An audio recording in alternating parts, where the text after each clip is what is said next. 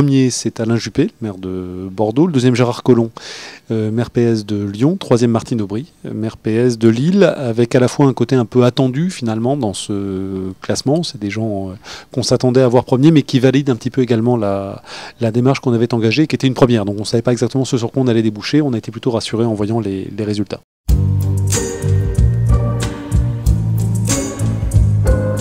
Alors, on a réuni donc un jury d'experts et on leur a demandé de se prononcer sur 9 thèmes. On a pris donc toutes les communes de plus de 100 000 habitants, il y en a 34. On a exclu les 2 communes d'outre-mer qui nous paraissaient trop différentes et les communes de banlieue comme Villeurbanne ou Boulogne-Billancourt qui dépendent principalement Villeurbanne de Lyon et Boulogne-Billancourt de Paris. Il restait 34 communes de plus de 100 000 habitants et nous avons demandé pour 9 thèmes au jury de désigner les 5 meilleurs des 34 maires sur l'urbanisme, sur la sécurité, sur les transports, sur la fiscalité locale, sur la solidarité, etc. On leur a fourni les statistiques qu'on avait pu réunir, par exemple sur le taux de chômage, les créations d'emplois, le taux de délinquance, le nombre de voyages en transport en commun, les taxes d'habitation, etc. Tout ce qu'on avait pu réunir.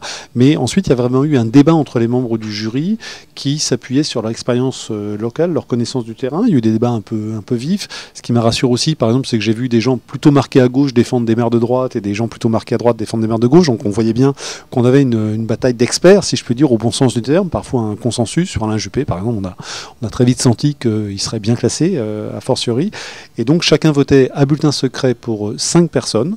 La première avait 5 points, le deuxième 4, le troisième 3, le quatrième 2 et le cinquième 1, les autres avaient 0, et puis ensuite on a dépouillé les bulletins, et ça a fait donc un classement de l'urbanisme, un classement des transports, un classement de la sécurité, et ensuite on a additionné tous ces classements pour découvrir le classement général, qui est vraiment la résultante des mérites attribués aux maires dans chacun des 9 domaines qu'on avait sélectionnés. Le jury a été sensible à Bordeaux par la baisse de l'endettement. Alors je précise qu'on a pris l'endettement cumulé, ville et communauté urbaine ou communauté d'agglomération ailleurs, parce qu'on sait bien que maintenant c'est là qu'est le pouvoir, donc on a pris ce genre de choses.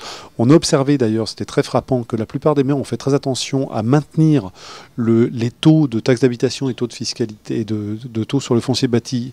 L'augmentation est souvent nulle, mais alors du côté de l'intercommunalité, ça a fortement augmenté. Le jury a été sensible à Bordeaux au fait que l'endettement commençait à diminuer. Donc voilà une ville dont tout le monde reconnaît qu'elle s'est transformée en bien avec une forte période d'investissement. Et le jury a eu le sentiment qu'après cette forte période d'investissement réussie, l'agglo et la ville commençaient à se désendetter, donc le sentiment qu'il y avait une bonne gestion de l'argent public et maintenant une phase de pause davantage après une phase de très fort investissement. Voilà, je pense, explique la victoire d'Alain Juppé qui pourtant a des taux de fiscalité plutôt plus élevés qu'ailleurs. Donc c'est vraiment sa capacité à désendetter aujourd'hui qui a été reconnue.